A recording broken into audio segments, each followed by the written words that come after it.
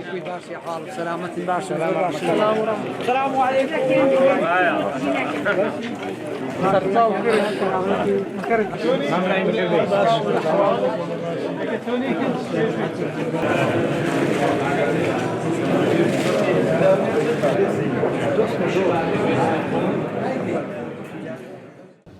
واجان داوات لێکین کە چۆن لەسەر فەرموودەی شیرینی پێغەمبەر صلی الله علیه و سلم فەرمووتە هیچ پەردەیەک نییە لە بینی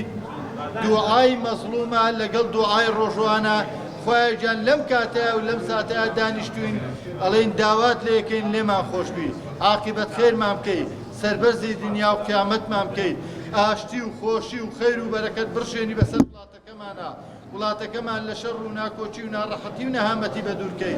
یا رب العالمین دەفعی ظالم بە ظالم کەیت و ئێمەش لە بەینیانە ڕزگارکەیت یا رب العالمین دەفعی ظالم بە ظالم کەیت و ئێمەش لە بەینیانە ڕزگارکەیت یا رب العالمین سەربەرزی دنیا و قیامەتمان بکەیت تاعەت و عیبادەتمان لێ قبوڵ بکەیت. خوایە گیان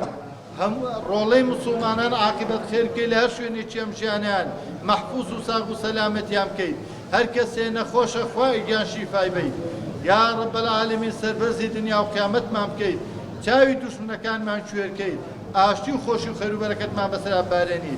آمين آمين يا رب العالمين وصلى الله على سيدنا محمد وعلى آله وصحبه وسلم.